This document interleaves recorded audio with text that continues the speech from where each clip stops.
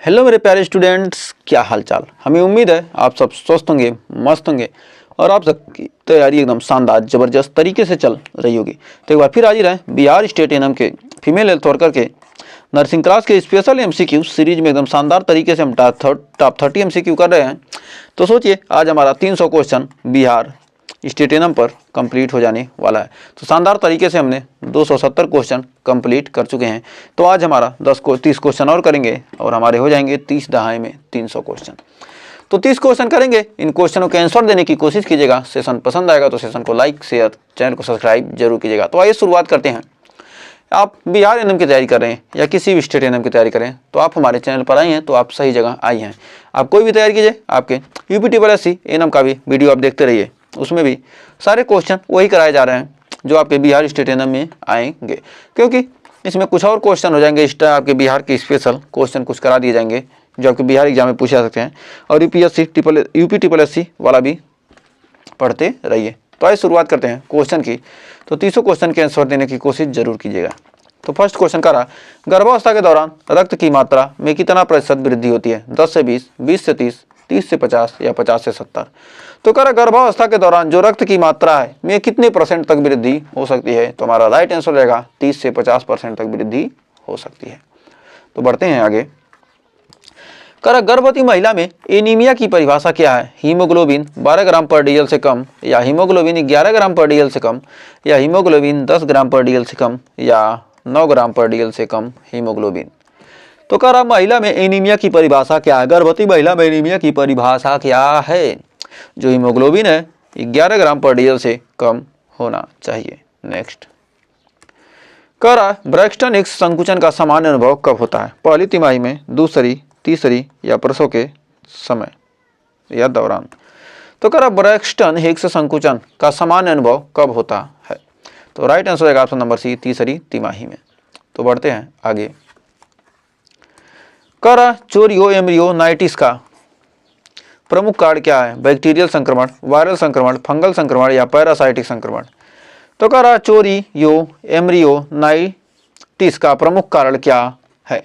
तो चोरियो एम्ब्रियोनाइटिस का प्रमुख कारण हमारा हो जाएगा ऑप्शन नंबर ए, बैक्टीरियल संक्रमण। तो बढ़ते हैं आगे। कह रहा नवजात शिशु में एपगार स्कोर किसके लिए उपयोग किया जाता है? वजन का आकलन, समान शारीरिक जांच, जन्म के बाद शिशु की स्वास्थ्य स्थिति, विकासात्मक मील के पत्थर। तो कह रहा नवजात शिशु में एपगार स्कोर किसके लिए उपयोग किया जाता है? तो हमारा पांचवें का राइट आंसर है ऑप्शन नंबर सी, जन्म के बाद शिशु की स्वास्थ्य स्थिति। तो उम्मीद है यहाँ तक आपको कोई डाउट नहीं होगा। तो बढ़ते हैं आगे। कह रहा एक्टोपिक प्रेगनेंसी का सबसे सामान्य स्थान क्या है? डिंब वाहिनी, फेलोपियन ट्यूब, गर्भाशय, अंडाशय, पेट का हिस्सा। तो कह रहा एक्टोपिक प्रेगनेंसी का सबसे सामान्य स्थान क्या है? तो एक्टोपिक प्रेगनेंसी का सबसे सामान्य स्थान क्या है? तो हमारा ऑप्शन नंबर ए हो जाएगा, डिंब वाहिनी, फेलोपियन ट्यूब। नेक्स्ट तो कह रहा एम्ब्रियो हाइड्राम्ब्रियोस के कारण कौन सी समस्या हो सकती है? फीटल पॉलीसिस्टिक किडनी, या फीटल हृदय दोष, या फीटल पाचन विकार, या फीटल न्यूरल ट्यूब डिफेक्ट। तो कह रहा एम्ब्रियो हाइड्राम्ब्रियोस के कारण कौन सी समस्या हो सकती है? तो हमारा सातवें का right answer option number C, fetal पाचन विकार। तो बढ़ते हैं आगे। कह रहा गर्भावस्था के दौरान डिलीवरी की सबसे सुरक्षित अवधि कौन सी होती है? 32 सप्ताह, 34 सप्ताह, 37 सप्ताह या 40 सप्ताह। तो कह रहा गर्भावस्था के दौरान डिलीवरी की सबसे सुरक्षित अवधि कौन सी होती है? तो हमारा आठवें का राइट आंसर है ऑप्शन नंबर डी, 40 सप्ताह। नेक्स्ट कह रहा गर्भावस्था में जेस्टेशनल डायबिटीज का परीक्षण कब किया जाता है? पहली तिमाही, 24 से 28 सप्ताह या 32 से 36 सप्ताह या प्रसव के समय। तो कह रहा गर्भावस्था में जेस्टेशनल डायबिटीज का परीक्षण कब किया जाता है? तो हमारा 9वें का राइट आंसर है ऑप्शन नंबर बी, 24 से 28 सप्ताह। नेक्स्ट कह रहा नवजात शिशु में फिजियोलॉजिकल जॉन्डिस किस कारण होता है? लीवर की अपरिपक्वता, मां का संक्रमण, विटामिन की कमी या श्वसन संक्रमण। तो कह रहा नवजात शिशु में फिजियोलॉजिकल जॉन्डिस किस कारण होता है? तो नवजात शिशु में फिजियोलॉजिकल जॉन्डिस किस कारण होता है? तो हमारा 10वें का राइट आंसर है ऑप्शन नंबर ए, लीवर की अपरिपक्वता। तो बढ़ते हैं अगले क्वेश्चन की तरफ। तो कह रहा है क्रिटिकल पेल्विक अनसिंक्रोनाई के दौरान कौन सा प्रसव प्रक्रिया उचित है? Normal delivery, caesarean section, forced delivery या वैक्यूम डिलीवरी? तो कह रहा क्रिटिकल पेल्विक अनसिंक्रोनाई के दौरान कौन सा प्रसव प्रक्रिया उचित है? तो हमारा 11 का right option number B, caesarean section. तो बढ़ते हैं आगे। कह रहा intra uterine growth retardation IUGR का प्राथमिक कारण क्या हो सकता है? माँ का कुपोषण, माँ का मोटापा, अत्यधिक व्यायाम या हाई ब्लड प्रेशर? तो कह रहा इंट्रा यूटेराइन ग्रोथ रिटार्डेशन का प्राथमिक कारण क्या हो सकता है? तो हमारा राइट आंसर क्या होगा? माँ का कुपोषण। तो उम्मीद है आपको सेशन पसंद आ रहा है। सेशन पसंद आ रहा है तो सेशन को लाइक शेयर कर दीजिए और चैनल को अभी तक सब्सक्राइब किया तो सब्सक्राइब जल्दी से कर लीजिए, क्योंकि हमें उम्मीद है आपको सेशन पसंद आ रहा है तभी आप देख रहे हैं। तो यहाँ तक देख रहे हैं तो कम से कम चैनल को सब्सक्राइब जरूर कर दीजिए। कर नवजात शिशु में आनफालोसेल का उपचार कैसे किया जाता है? दवाइयों के माध्यम से, सर्जिकल रिपेयर, फिजियोथेरेपी या ऑक्सीजन थेरेपी? तो कर नवजात में आम्फालोसेल का उपचार कैसे किया जाता है?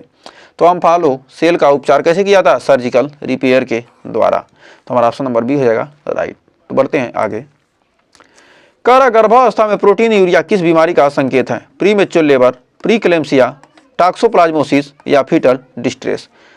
तो कह गर्भावस्था में प्रोटीन यूरिया किस बीमारी का संकेत है? तो प्रोटीन यूरिया किस बीमारी का संकेत है? तो हमारा ऑप्शन नंबर बी हो जाएगा प्रीक्लेम्सिया।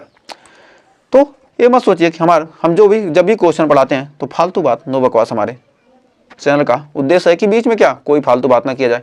आपको पढ़ाते हैं, सीरियस होकर पढ़ाते हैं, सीरियस होकर पढ़िए, सिलेक्शन आपका पक्का होगा। बस आप हमारे साथ जुड़े रहिए, शानदार तरीके से। देखिए अगला क्वेश्चन क्या कर रहा है। कह रहा मेकोनियम स्टेनिंग किसका संकेत हो सकता है? फीटल डिस्ट्रेस, ओलिगोहाइड्रामिरियोस, प्रीमेच्योर लेबर या गर्भाशय का रप्चर?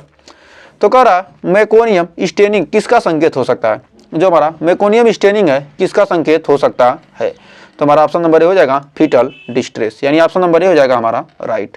तो बढ़ते हैं 16वें क्वेश्चन की तरफ। कह रहा गर्भावस्था में हाई ब्लड शुगर का प्रबंधन कैसे किया जाता है?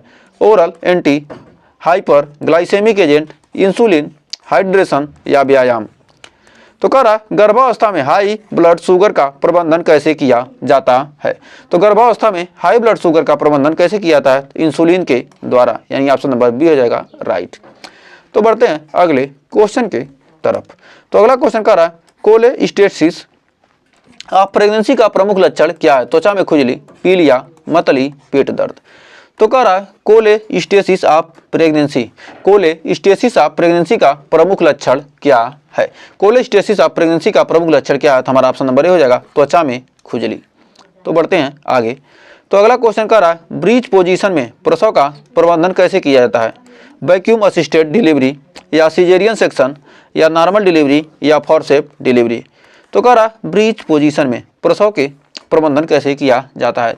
तो ब्रीच पोजीशन में प्रसव का प्रबंधन कैसे किया जाता है? ऑप्शन नंबर बी हो जाएगा सिजेरियन सेक्शन के द्वारा।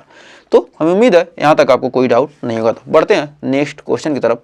तो अगला क्वेश्चन कह रहा है नवजात शिशु में नियोनेटल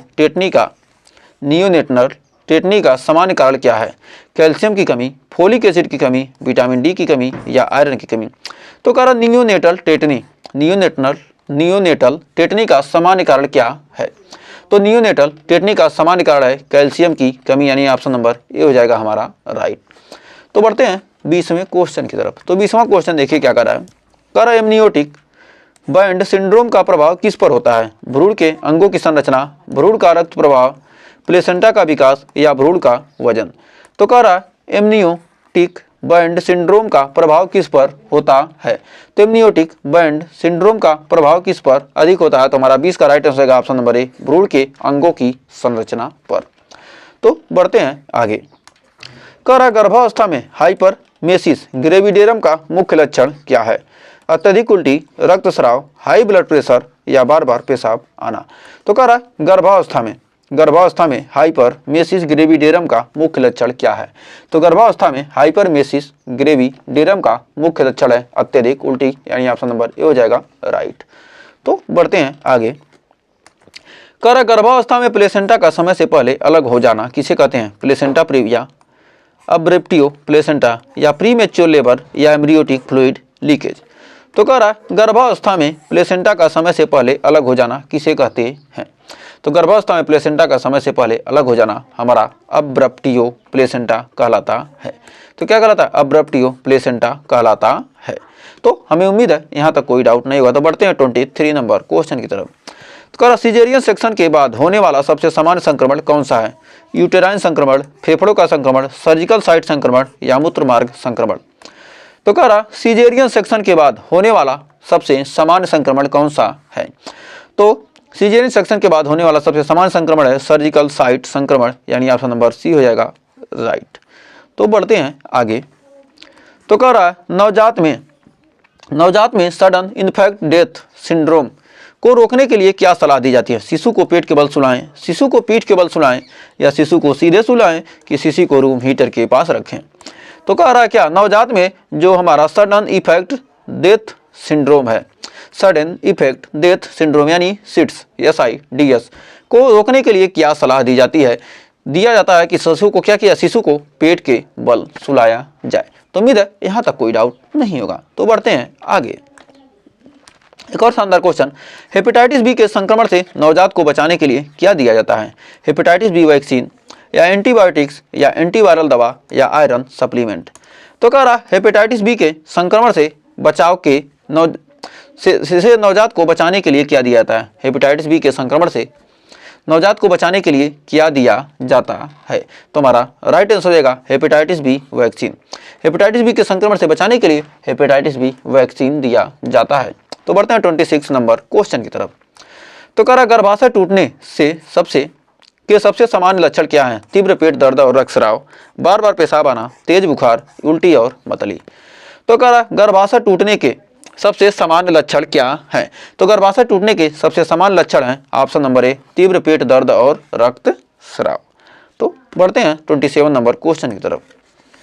तो कह रहा नवजात शिशु में नियोनेटल सेप्सिस का सबसे सामान्य कारण क्या है? ग्रुप बी स्ट्रेप्टोकोकस संक्रमण, आयरन की कमी, फोलिक एसिड की कमी या ब्लड प्रेशर की सामान्य समस्या। तो नवजात में नियोनेटल सेप्सिस का सबसे सामान्य कारण क्या है? तो हमारा ऑप्शन नंबर ए हो जाएगा ग्रुप बी स्ट्रेप्टोकोकस संक्रमण। तो उम्मीद है यहाँ तक कोई डाउट नहीं होगा। तो बढ़ते हैं 28 नंबर क्वेश्चन की तरफ। कह रहा कंट्रैक्शन स्ट्रेस टेस्ट का उपयोग किसके लिए किया जाता है? भ्रूण की स्थिति जांचने के लिए, भ्रूण की हृदय गति का मूल्यांकन, भ्रूण का वजन मापने के लिए, भ्रूण के विकास की जांच के लिए। तो कह रहा कंट्रैक्शन स्ट्रेस टेस्ट का उपयोग किसके लिए किया जाता है? कंट्रैक्शन स्ट्रेस टेस्ट का उपयोग किसके लिए किया जाता है? तो हमारा 28 का right answer option number B भ्रूण की हृदय गति का मूल्यांकन करने के लिए। तो बढ़ते हैं 29 नंबर क्वेश्चन की तरफ। तो कह रहा है गर्भावस्था में आयोडीन की कमी से कौन सी समस्या हो सकती है? फीटल ग्रोथ रिटार्डेशन या हाइपोथायराइडिज्म या न्यूरल ट्यूब डिफेक्ट या हृदय की समस्या। तो कह रहा है आयोडीन की कमी से कौन सा? थायराइड से संबंधित। थायराइड किस में आएगा? हाइपोथायराइडिज्म में, यानी ऑप्शन नंबर बी हो जाएगा राइट। तो बढ़ते हैं आगे और हमारा लास्ट क्वेश्चन कर रहा है पेल्विक इन्फ्लेमेटरी डिजीज यानी PID का सबसे सामान्य कारण क्या है? क्लाइमाइडिया और गोनोरिया संक्रमण, प्लेसेंटा प्रीविया या गर्भाशय का कमजोर होना या फिजिकल एक्टिविटी की कमी। तो कह रहा कि पेल्विक इन्फ्लेमेटरी डिजीज का सबसे सामान्य कारण क्या है? तो हमारा राइट आंसर होगा क्लाइमाइडिया और गोनोरिया संक्रमण। तो हमें उम्मीद है आपको ये 30 क्वेश्चन अच्छे से क्लियर हो गए होंगे। तो 30 क्वेश्चन में आपने कितने क्वेश्चन सही किए हमें कमेंट में जरूर बताइएगा। आपको सेशन पसंद आया तो सेशन को लाइक कीजिए, शेयर कीजिए और चैनल को अभी तक सब्सक्राइब नहीं किया तो सब्सक्राइब कर लीजिए, क्योंकि हमने ऐसे ही बहुत सारे 6000 प्लस क्वेश्चन हम कंप्लीट कर चुके हैं। तो इन सारे क्वेश्चन को देखिए, सारे सेशन का आनंद लीजिए। तो आज के लिए बस इतना ही, मिलते हैं नेक्स्ट वीडियो में, तब तक के लिए टेक केयर।